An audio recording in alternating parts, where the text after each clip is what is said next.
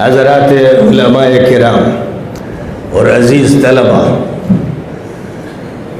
آسام میری کئی مرتبہ حاضری ہوئی اور اس علاقے میں بھی میں حاضر ہو چکا ہوں، مرکز المعارف بھی دیکھ چکا ہوں، اس مدرسے میں بھی حاضر ہو چکا ہوں اور دیگر متعدد مدارس میں میری حاضری ہوئی، اور آسام کے راستے سے سلہٹ بھی جا چکا ہوں اور وہاں بہت سے پروگرام کیے گئے، اور بنگلہ دیش تو ہر سال جاتا رہا، ادھر چند سال چھوڑ کر ہر سال جاتا رہا۔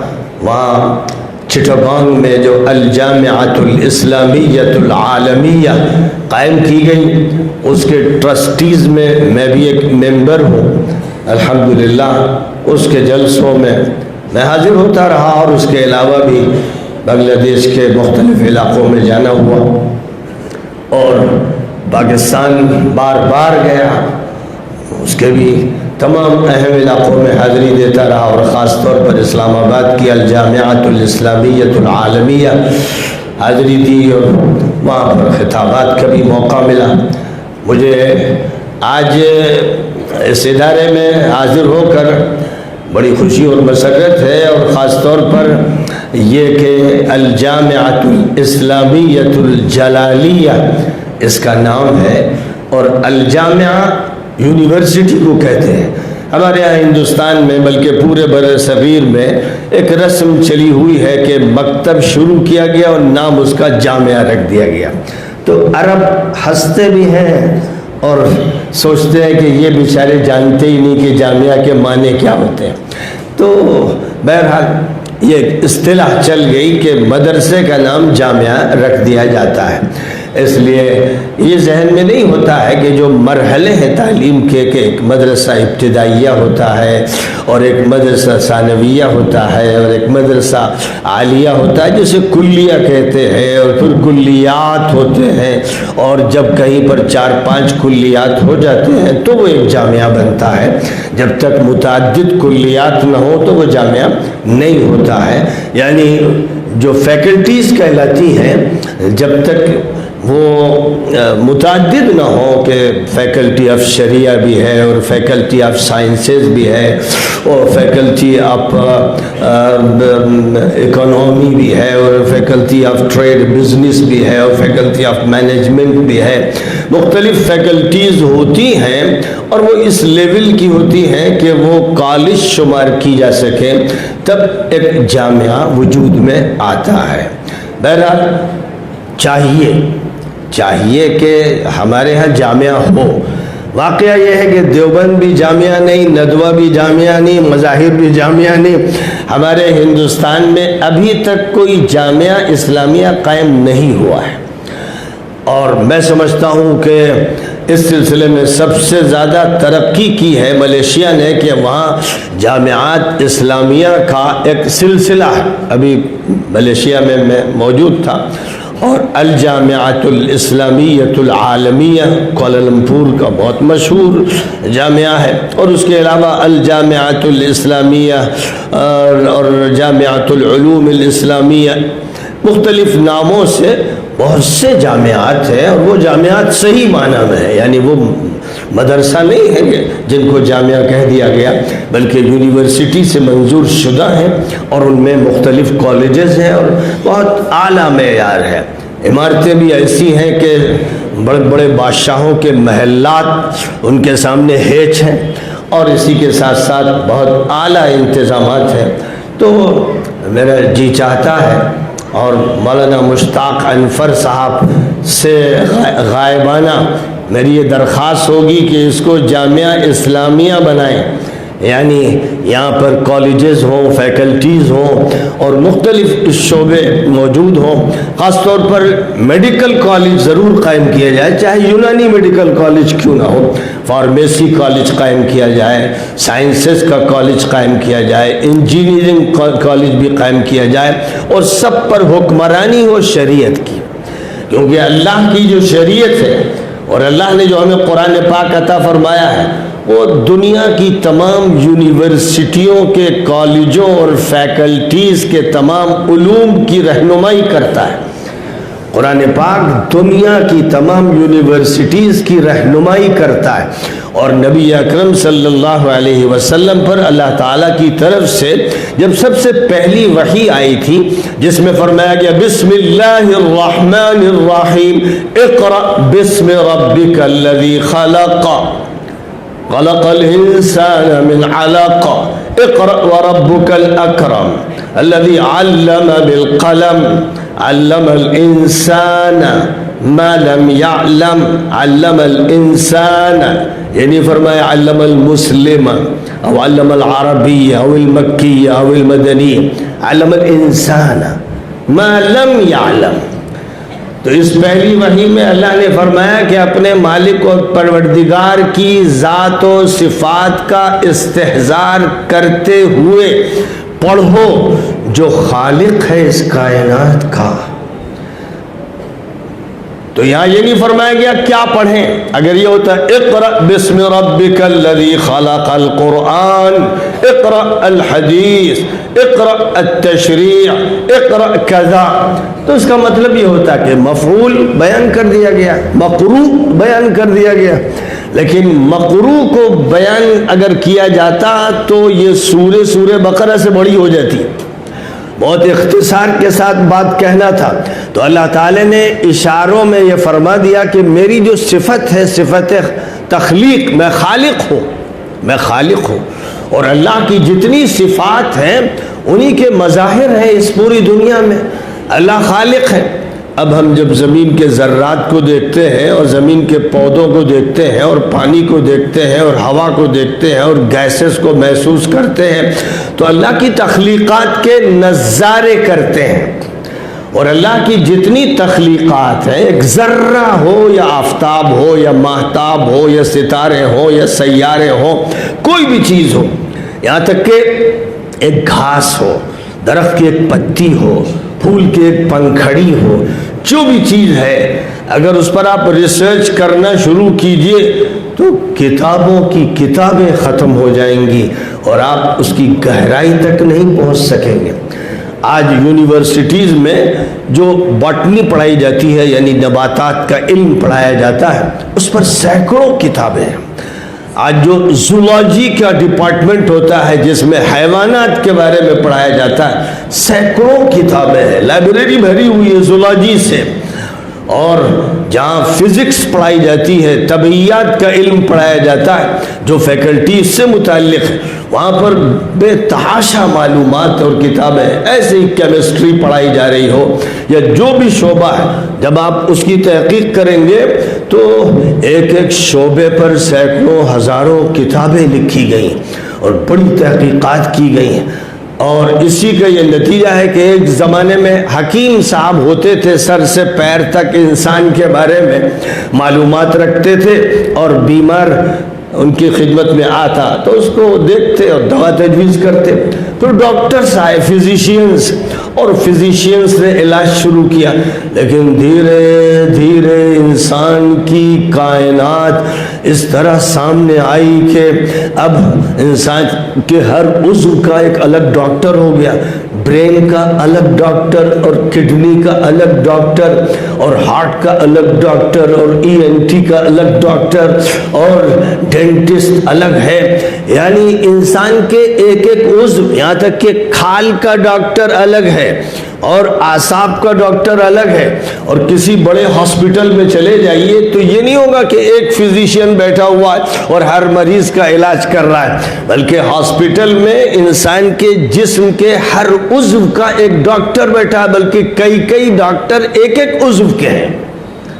کئی ڈاکٹر ہارٹ اسپیشلسٹ، کئی ڈاکٹر ایسے ہیں جو نرو سسٹم کو سمجھتے ہیں اور اس کا علاج کر رہے ہیں، اور دوائیں بے شمار ہیں، ان میں سے انتخاب کرنا ہے۔ اور پھر انسانوں کا حال یہ ہے کہ پہلے تو حکیم صاحب نبض پر ہاتھ رکھتے تھے اور ان کو ایک اندازہ ہو جاتا تھا اور دوا تجویز کرتے تھے۔ اب پہلا کام یہ ہوتا ہے کہ جب بھی کوئی مریض ڈاکٹر کے پاس جاتا ہے تو ڈاکٹر کہتا ہے کہ پہلے ٹیسٹ کروائیے، اور ٹیسٹ کی رپورٹس اس کے سامنے آتی ہیں، اور جہاں تک ٹیسٹ کا تعلق ہے وہ کمپیوٹرائز سسٹم سے وابستہ ہو گیا ہے، اور جو کمپیوٹر میں معلومات داخل کی گئی ہیں وہ انگریزوں نے داخل کی ہیں، یعنی جو اس کی معلومات کا ڈیٹا تیار کیا گیا ہے وہ در حقیقت برطانیہ، جرمنی، فرانس، امریکہ، ان ممالک کے لوگوں پر تجربہ کر کے وہ ڈیٹا بنایا گیا ہے جو فیڈ کیا گیا ہے، اور اسی ڈیٹے کی بنیاد پر آپ کی رپورٹ بھی سامنے آ جاتی ہے۔ حالانکہ جو ایشیا کے لوگ ہیں اور جو یورپ کے ہیں، جو افریقہ کے ہیں، ان کے درمیان فرق ہے، مزاج کا فرق ہے، سردی اور گرمی کے احساس کا فرق ہے، لہذا وہ سارا ڈیٹا جو امریکہ میں بنا یا یورپ میں بنا وہ ہمارے ان ملکوں کے لیے 100% کافی نہیں۔ لیکن ہمارے لوگ جاہل بھی ہیں، اندھے ہیں، بہرے ہیں، مقلد ہیں، اندھے مقلد، اس لیے ان کا کام صرف یہی ہے کہ جو بھی ڈیٹاز موجود ہیں جو کمپیوٹر میں فیڈ کر دیا گیا ہے، اور جب آپ کے متعلق اس میں خون کا ٹیسٹ کرنا ہوگا یا پورے جسم کا ٹیسٹ کرنا ہوگا تو جو رپورٹ آئے گی در حقیقت اس رپورٹ کو وہ مشین آپ کے سامنے پیش کرے گی، جس مشین کے اندر جو معلومات دی گئی ہے وہ اس ریسرچ کی بنیاد پر دی گئی ہے جو یورپ میں ہوا ہے، جو امریکہ میں ہوا ہے، اور ان کے مزاج اور ہمارے مزاج میں بڑا فرق ہے۔ لیکن اب کریں گے کہ آپ موٹی موٹی جو باتیں ہیں مشین وہ آپ کے سامنے پیش کر دیتی ہے۔ ہونا یہ چاہیے تھا کہ ہم اپنے لوگوں کا پورا تجزیہ کرتے اور اس تجزیے کی رپورٹس پہلے مشین میں داخل کرتے اور اس کی بنیاد پر پھر تحقیقات سامنے آتی۔ تو یہ سب کام ہے۔ اب غور فرمائی، اقرأ بسم ربک الذی خلق، تمام مخلوقات کو پڑھو، یہ حکم دیا جا رہا ہے۔ حکم اس آیت کریمہ میں یہ دیا جا رہا ہے، تمام مخلوقات کو پڑھو۔ کیوں پڑھیں؟ اس لیے کہ خالق اللہ ہے، اور اللہ کی ہر مخلوق خالق کی تجلی ہے۔ اللہ کی ہر مخلوق کے ذریعے تم اللہ تک پہنچ سکتے ہو، اور جس کو اللہ تعالیٰ نے قرآن پاک کے آغاز میں بتایا، بسم اللہ الرحمن الرحیم، الحمد للہ رب العالمین، تعریفیں تو بس اللہ کی ہیں۔ کیوں ہیں؟ اس لیے کہ وہ رب العالمین ہے۔ العالم، عالم کی، العالمین عالم کی جمع ہے، اور عالم خاتم کے وزن پر، قالب کے وزن پر ایک ایسا لفظ ہے جس کے ذریعے سے یہ بتایا جاتا ہے کہ وہ چیز جو ذریعہ ہو کسی عمل کا، یعنی قالب وہ سانچہ جس میں کوئی چیز ڈھالی جاتی ہے، اور خاتم وہ مہر جو استعمال کی جاتی ہے جس کے ذریعے کسی چیز کے ختم کرنے، یعنی اس کو بند کرنے کا ایک سکہ لگا دیا جاتا ہے۔ اور عالم وہ جس سے علم حاصل ہوتا ہے، عالم ما ہوا وسیلۃ للعلم فهو عالم، تو رب العالمین ہے، یعنی جتنی بھی چیزیں اس کائنات میں ہیں جو وسیلہ علم الہی ہیں، جو وسیلہ معرفت الہی ہے، جو وسیلہ معرفت صفات ربانی ہیں، تمام چیز ان سے اللہ کی معرفت حاصل ہوتی ہے۔ اور ظاہر ہے کہ جس چیز سے اللہ کی معرفت حاصل ہو اس کو پڑھنا چاہیے کہ نہیں؟ تو اگر آپ ایک پودے کو پڑھیں گے تو آپ اس پودے کے اندر اللہ کی تجلی دیکھیں گے۔ اگر آپ سمندر کو، دریا کو، چشمے کو، آبشار کو، پانی کو، اس کی بوند کو پڑھیں گے تو اس میں اللہ کی تجلی دیکھیں گے۔ اگر آپ پہاڑ کو پڑھیں گے، گیسز کو پڑھیں گے تو اللہ کی تجلی دیکھیں گے، یعنی خدا کی صفت تخلیق کا اس میں مظاہرہ دیکھیں گے۔ اور اس کی دلیل اللہ نے قرآن میں یوں فرما دی، بہت سی جگہ قرآن پاک میں یہ فرمایا گیا کہ آسمان ہماری نشانی ہے، زمین ہماری نشانی ہے، پانی نشانی ہے، ہر چیز جو ہم نے پیدا کی وہ ہماری نشانی ہے۔ اور نشانی کے لیے جو لفظ اللہ نے استعمال کیا وہ کیا ہے؟ آیتون، آیتون، تو قرآن کے الفاظ بھی آیت ہیں، اور اسی طرح اللہ کی مخلوقات بھی آیت ہیں. تو جیسے قرآن کی آیات ہم پڑھتے ہیں ویسی کائنات کی آیات بھی پڑھنے کا حکم دیا گیا ہے. ان فی خلق السماوات والارض واختلاف اللیل والنہار لآیات لأولی الالباب. آسمان میں نشانیاں، فضاؤں میں نشانیاں ہیں، زمین میں نشانیاں ہیں، ہر چیز میں نشانیاں ہیں. اور نشانیاں کیا ہیں؟ آیات. تو قرآن کی آیات، آسمان کی آیات، زمین کی آیات، تمام مخلوقات کی آیات. ان فی خلق السماوات والارض واختلاف اللیل والنہار لآیات لأولی الالباب الذین قیاما وقعودا وعلی جنوبہم. اولو الالباب کون ہے؟ ہمارے ہاں جب ہم سمجھاتے ہیں کہ بھائی اولو الالباب عقل مند کون ہے، وہ ہے جو فقہاء ہیں، حکماء ہیں، وہ جو دین کو اچھی طرح آیات کا مطالعہ کرنے والے. جان لے کہ وہ دانشور ہیں، وہ عقل مند ہیں، وہی لوگ ہیں جو ایجوکیٹڈ ہیں، وہی انٹلیکچوئلس ہیں، وہی صحیح برین رکھتے ہیں، دماغ ہے تو ان کے پاس ہے. اور جو لوگ دماغ والے ہیں اور دانشور ہیں اور انٹلیکچوئلس ہیں وہ کیسے ہوتے ہیں؟ وہ اللہ کے ذکر میں مشغول رہتے ہیں، کھڑے بھی اور بیٹھے بھی اور لیٹے بھی. جتنا زیادہ انسان عقل مند ہوگا، دانش مند ہوگا، اتنا ہی زیادہ ذاکر ہوگا اللہ کا. ظاہر ہے کہ دنیا میں سب سے بڑے عقل مند اور دانش مند اور حکیم اور دانا حضرت محمد مصطفیٰ صلی اللہ علیہ وسلم تھے. اور حضرت عائشہ صدیقہ رضی اللہ تعالی عنہ کہتی ہیں کان رسول اللہ صلی اللہ علیہ وسلم یذکر اللہ علی کل احیانہ، علی کل احیانہ. حضرت عائشہ یہ کہتی ہیں کہ حضور صلی اللہ علیہ وسلم اللہ کا ہم وقت ذکر کرتے تھے. ہم وقت یعنی صرف ایک وقت ایسا ہوتا تھا کہ آپ استنجے جاتے تھے، وہاں وہ ذکر نہیں ہو سکتا کہ بے ادبی نہ ہو جائے. تو جب آپ استنجے سے باہر آتے تھے تو کہتے تھے اللہ معاف فرما، غفرانک غفرانک، اے اللہ معاف فرما دے، اتنی دیر کی بھی غفلت کیوں ہوئی؟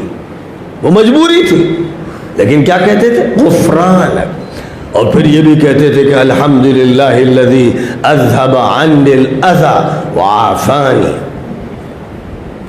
تو اب کیا کام ہوا؟ عقل مند کون لوگ ہیں؟ آپ طلبہ عقل مند ہیں؟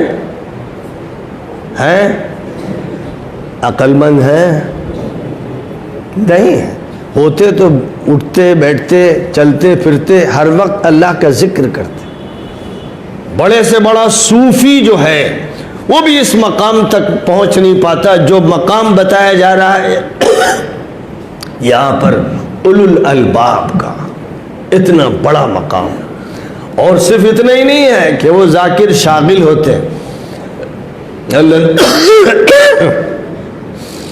الذين يذكرون الله قياما وقعودا وعلى جنوبهم ويتفكرون في خلق السماوات والارض. ایک اور بات بتائی گئی ہے کہ عقل مند وہ لوگ ہوتے ہیں جو صرف ذاکر شاغل نہیں ہوتے کہ خانقاہ میں بیٹھے ہوئے لا الہ الا اللہ لا الہ الا اللہ. صرف وہ لوگ نہیں ہوتے، وہ صرف صوفی عقل مند نہیں ہوتے، وہ ہوتے ہیں جو بڑا برین رکھتے ہیں، جو انٹلیکچوئلس بھی ہوتے ہیں، تھنکرز ہوتے ہیں، تھنکرز. اور اسلامک فلاسفرز وہ ہوتے ہیں جو آسمانوں اور فضاؤں اور کہکشانوں، ستاروں اور سیاروں اور فضاؤں اور اوپر کی دنیا کے بارے میں غور کرتے، مطالعہ کرتے، فکر کرتے، سمجھتے.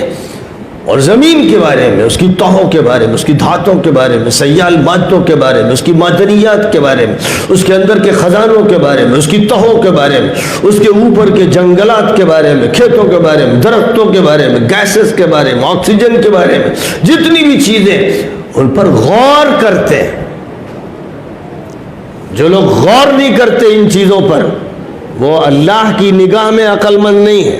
تو اب آپ مجھے بتائیے وہ سائنٹسٹ ہی تو ہوتے ہیں, وہ سائنٹسٹ ہی تو ہوتے ہیں جو غور کرتے ہیں ایسٹرونومی پر اور جیولوجی پر, جو غور کرتے ہیں باٹنی پر اور زولاجی پر اور فزکس پر اور کیمسٹری پر اور جتنے بھی علوم ہیں ان پر جو غور کرتے ہیں. اور غور تو بعد میں ہوتا ہے, پہلے پڑھتا ہے آدمی, مطالعہ کرتا ہے, پھر غور کی صلاحیت پیدا ہوتی. آپ لوگ فقہ میں مجتہد ہیں؟ دور حدیث کے طلبہ سے پوچھ رہا ہوں, مجتہد ہیں؟ ارے بولو یار, مجتہد نہیں ہے تو پھر متکاسل ہیں, متساہل ہیں, کیونکہ مجتہد مانے جد و جہد کرنے والا. اب جد و جہد نہیں کرتے تو کیا کرتے؟ کاہل ہیں, سست ہیں, معطل ہیں, مفلوج ہیں, یا یہ یا وہ. بھائی آپ کو جد و جہد کرنی. اب جد و جہد کے بعد اگر اس کے صحیح آلات استعمال ہوں گے تو جد و جہد کا نتیجہ ہوگا. صحیح پھاوڑے کا استعمال کریں گے, صحیح زمین پر کریں گے تو زمین کو آپ کھیتی کے لیے تیار کریں گے, اور صحیح دانے ڈالیں گے اور صحیح وقت پہ ڈالیں گے تو کھیتی تیار ہوگی. اسی طرح آپ کارخانے پہ محنت کریں گے تو اس محنت کا نتیجہ نکلے گا.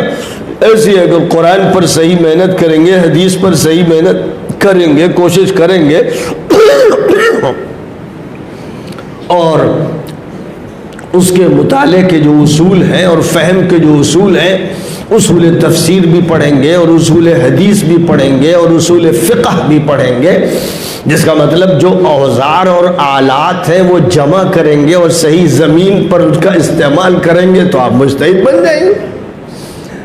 تو بہرحال طلباء کو یہ باتیں سمجھنے کی ضرورت ہے. مجھے تو شکایت رہتی ہے کہ مدرسے میں لوگ جو علم پڑھاتے ہیں وہ 6 صدی کا اور 5ویں صدی کا اور 7ویں صدی کا علم پڑھاتے ہیں, بلکہ الفاظ بھی وہی بولتے ہیں جو الفاظ لکھ دیے علامہ علی نے یا ابن حجر نے یا ابن امام نے یا وغیرہ وغیرہ نے. اس میں یہ اشکال ہے, اس اشکال کا یہ جواب ہے, اس پر یہ سوال پیدا ہوتا ہے, اس کا یہ جواب دیا گیا ہے. اور بعد کے دور میں حضرت علامہ انور شاہ کشمیری رحمۃ اللہ علیہ نے یہ فرمایا, حضرت مولانا حسین احمد مدنی رحمۃ اللہ علیہ کا یہ ارشاد ہے, مولانا رشید احمد گنگوہی رحمۃ اللہ کی تقریر میں یہ لکھا ہوا, رحمۃ اللہ علیہ کی تقریر میں یہ لکھا ہے, حضرت مولانا یحییٰ صاحب نے یہ افادہ فرمایا ہے, مولانا زکریا صاحب نے لامع الدراری میں یہ وضاحت فرمائی ہے. یہی عام طور پر انداز ہوتا ہے. تو جب آپ یہ باتیں کر رہے ہوتے ہیں تو آپ کسی اور دور میں ہوتے ہیں, اور جو آپ کے سامنے نسل ہے آپ سوچتے ہیں یہ طلبہ ہیں جو ہمارے یہاں داخل ہوئے ہیں. یہ طلبہ جو ہیں ریپریزنٹیٹیو ہے, representative of the nation, Indian nation. صرف مسلمانوں کے لڑکے خاص خاص خاندان کے نہیں آ گئے. آپ یہ سمجھیے کہ یہ سارے جو ہیں یہ نمائندے ہیں پوری ہندوستانی قوم کے, اور یہاں آسام کی قوم کے یہ نمائندے ہیں. اب یہ جو نمائندے آئے ہیں ان کو ہمیں اپ ٹو ڈیٹ کرنا ہے, اتنی معلومات دینا ہے کہ اس کے بعد جب یہ جائیں تو جہاں بھی پہنچے, جس کالج میں چلے جائیں, جس یونیورسٹی میں جائیں, جس اسکول میں جائیں, جس جماعت کے پاس پہنچے تو وہاں ان کے تمام مسائل کو حل کر دیں, اشکالات کو دور کر دیں, ان کو مطمئن کر دیں. کیونکہ مدرسے اس لیے قائم کیے جاتے ہیں, اور نبی پاک علیہ السلام نے جو مدرسہ مسجد نبوی میں قائم فرمایا تھا اس کے بارے میں اللہ تعالیٰ نے کیا فرمایا؟ وَمَا كَانَ الْمُؤْمِنُونَ لِيَنْفِرُوا كَافَّةً. یہ تو نہیں ہو سکتا کہ تمام لوگ کام چھوڑ چھاڑ کے سب مسجد نبوی میں آ جائیں اور مدرسے میں داخلہ لے لیں. فَلَوْلَا نَفَرَ مِنْ كُلِّ فِرْقَةٍ مِّنْهُمْ طَائِفَةٌ. تو ایسا کیوں نہ ہو کہ ہر آبادی سے کچھ تعداد طلبہ کی آ جائے. کیوں آ جائے؟ کن لوگوں کے بیچ سے آئے؟ کافروں کے بیچ سے، مشرکوں کے بیچ سے اسلام قبول کرنے کے لیے، اسلام قبول کر کے اسے سمجھنے کے لیے اور پھر اسلام کو برتنے کے لیے اس لیے آئے۔ کہاں سے آنا ہے؟ کوئی یمن سے، کوئی حضرموت سے، کوئی عمان سے، کوئی قطر سے، کوئی ادھر سے، کوئی ادھر سے، وہاں سے لوگوں کو آنا ہے۔ اس ماحول سے جو مشرکانہ ہے، کافرانہ ہے، ملحدانہ اور جاہلانہ ہے، وہاں سے کچھ ریپریزنٹیٹیو آئیں گے اور ان کو آ کر کیا کرنا ہے؟ فَلَوْلَا نَفَرَ مِن كُلِّ فِرْقَةٍ مِّنْهُمْ طَائِفَةٌ لِيَتَفَقَّهُوا فِي الدِّينِ وَلِيُنذِرُوا قَوْمَهُمْ إِذَا رَجَعُوا إِلَيْهِمْ لَعَلَّهُمْ يَحْذَرُونَ۔ قوم مسلمانوں کے لیے نہیں بولا جاتا، قوم مسلمانوں کے لیے نہیں بولا جاتا ہے، مجموعے کے لیے بولا جاتا ہے۔ پوری آبادی کے جتنے لوگ ہیں وہ قوم ہے، ہماری قوم ہے۔ اس کی دلیل یہ ہے کہ حضرت نوح علیہ السلام کی قوم وہ تھی جو سب کے سب کٹے کافر اور مشرک تھے۔ یا قوم اعبدوا اللہ، حضرت ہود کی قوم وہ تھی جو سب مشرک تھے، کافر تھے، ملحد تھے، ضدی تھے، انادی تھے۔ یا قوم اعبدوا اللہ، ایسے حضرت صالح کی قوم، قرآن میں جہاں بھی یا قومی استعمال کیا گیا ہے تو وہ قوم وہ ہے جو مشرکوں کی اور کافروں کی اور لادینوں کی ہے، ان کو وہ کہتے تھے اے میری قوم۔ اور جب یہ آیت کریمہ نازل ہوئی تو اس وقت بھی مراد یہ تھا کہ پورے جزیرۃ العرب میں جو کافر اور مشرک پھیلے ہوئے ہیں ان کے درمیان سے جو طلبہ آئیں گے، جو مسلمان آئیں گے یا اسلام لانے کے لیے آئیں گے، اب ان کا کام یہ ہے کہ وہ تفقہ فی الدین حاصل کریں۔ لِيَتَفَقَّهُوا فِي الدِّينِ، تفقہ جو ہدایہ میں اور قدوری میں صرف نہیں، تفقہ اس میں نہیں، فی الدین میں۔ اور فی الدین میں تفقہ کیا ہوتا ہے؟ فی الدین میں تفقہ کیا ہوتا ہے اس کو سمجھنے کے لیے وہ حدیث یاد کیجئے کہ جبرائیل امین ایک اجنبی شکل کی صورت میں، ایک اجنبی شکل میں حضور پاک علیہ السلام کی خدمت میں حاضر ہوئے اور گھٹنے سے گھٹنے لگا دیے اور اپنے ہاتھ حضور کے زانوں پہ رکھ دیے اور پھر کہنے لگے یا محمد مل ایمان، یا محمد مل اسلام، یا محمد مل احسان۔ اور آپ نے پھر ایمان کی اور اسلام کی اور احسان کی تشریح فرمائی اور اس تشریح کے درمیان وہ کہتے رہے صدقتا صدقتا، تو صحابہ کو بڑا تعجب ہو رہا تھا کہ فعجبنا لہو یسألہ ویصدقہ، سوال بھی کرتے ہیں اور تصدیق کرتے ہیں کون صاحب تشریف لائے ہیں، اجنبی ہے اور لیکن استاد بنے ہوئے۔ آخر جب وہ اٹھ کے چلے گئے تو حضور صلی اللہ علیہ وسلم نے فرمایا ردو، رب پلاؤ ان کو واپس لاؤ۔ تو لوگ نکلے تو وہاں کوئی موجود نہیں تھا، تو آپ نے فرمایا ذالکم جبرائیل اتاکم یعلمکم دینکم، یہ جبرائیل تھے جو تمہارا دین سکھانے آئے تھے۔ تو دین کیسے کہتے ہیں؟ الایمان، الاسلام، الاحسان کے مجموعے کا نام دین ہے۔ دین مجموعہ ہے، الایمان، الاسلام، الاحسان۔ اب الایمان کو ہم لوگوں نے علم عقائد کہنا شروع کر دیا اور علم کلام کہنا شروع کر دیا، اور الاسلام کو ہم نے شریعت اور قانون کہنا شروع کر دیا، اور الاحسان کو ہم نے تصوف کہنا شروع کر دیا۔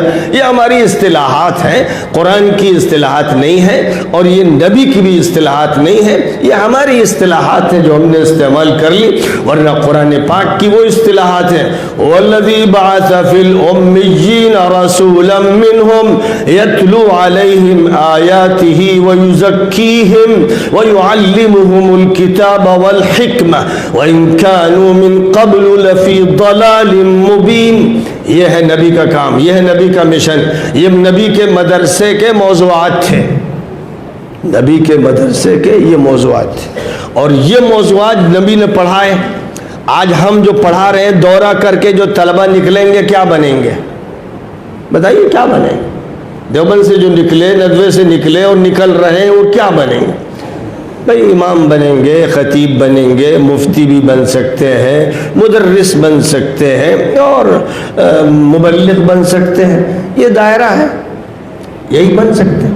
لیکن نبی اکرم صلی اللہ علیہ وسلم کے مدرسے سے جو لوگ نکلے وہ جج بنے، چیف جسٹس بنے، کمانڈر بنے، چیف آف آرمی اسٹاف بنے، اور وہ مینیجر بھی بنے، اور ڈائریکٹر بھی بنے، اور انجینئر بھی بنے، اور وہ پولیس مین بھی بنے، اور فوجی بھی بنے، پوری اسلامی ریاست کے مکمل انتظام کو سنبھالنے والے افراد حضور کے مدرسے سے تیار ہوئے تو مدینہ منورہ کی اسلامی حکومت انہوں نے سنبھال لی۔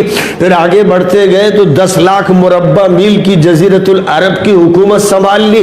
پھر یہی لوگ آگے بڑھے تو عراق کا کنٹرول اور سیریا کا کنٹرول سنبھال لیا۔ پھر یہی آگے بڑھے تو ایران کا اور ترکستان کا اور ہندوستان کا اور افغانستان کا کنٹرول سنبھالا۔ پھر ادھر آگے بڑھے تو مصر سے لے کر اسپین تک پورے افریقہ کی شمالی پٹی کا کنٹرول سنبھال لیا۔ تو یہ وہ لوگ تھے کہ جو مدرسے سے نکلے تو پوری دنیا کو کیپچر کر لیا۔ آج ہمارا حال یہ ہے کہ 150 سال سے دیوبند قائم ہے تو دیوبند کی بستی کے اندر بی جے پی کا آدمی جیتتا ہے، اور اے ٹی ایس کا سینٹر قائم کیا گیا ہے، اور ایک معمولی دھروغہ اور تھانے دار علماء کو ڈانٹتا ہے، ان پر چڑھتا ہے۔ حالت یہ ہے کہ قصبے کے اندر عمارت سے باہر نکلیے تو ہمارا کوئی اثر نہیں۔ کیا بات ہے، کچھ تو ہے نا، کچھ تو ہے۔ اگر نبی پاک علیہ السلام کے طریقے پر ہماری پڑھائی ہو رہی ہوتی تو ہم پورے ملک پر قابض ہوتے، اور صرف ایک ملک نہیں۔ صحابہ کرام کا حال یہ ہوا کہ مدینہ منورہ کے مدرسے میں انہوں نے پڑھا اور پورے جزیرۃ العرب کو اپنے ہاتھ میں لے لیا، اور اس کے بعد پوری دنیا کو اپنے ہاتھ میں، اسپین سے لے کر انڈیا تک، چائنا تک لے لیا۔ وہ کون سی پڑھائی تھی؟ کیا پڑھایا جاتا تھا؟ یہ چینج کیسے آتا تھا؟ کیا دورے کے بعد 1 سال یا 2 سال انگریزی پڑھا دینے سے یہ ہو جائے گا؟ کچھ نہیں ہوگا۔ یہ تو چیز ہی کچھ اور ہے، جب تیار کیا جائے گا اس مقصد کے لیے۔ آج چھوٹے چھوٹے اسکول سے اور کالج سے جو لوگ نکل رہے ہیں وہ ڈی ایم بن رہے ہیں کہ نہیں؟ وہ ایس پی بن رہے ہیں، وہ ایس ایس پی بن رہے ہیں، اور وہ پارلیمنٹ اور اسمبلی کے ممبر بن رہے ہیں، اور منسٹر بن رہے ہیں۔ ہماری طرح کے جو اسکول ہیں، بلکہ ہم سے 3rd کلاس اسکول ہیں، وہاں سے نکلنے والے پورے انتظامیہ کے ذمہ دار بن رہے ہیں، اور ہم جو نکل رہے ہیں تو ایک معمولی سا پولیس والا ڈنڈا لگاتا ہے ہمارے اوپر۔ اس کا مطلب یہ ہے کہ کوئی فالٹ ہے، دیر از اے بگ فالٹ۔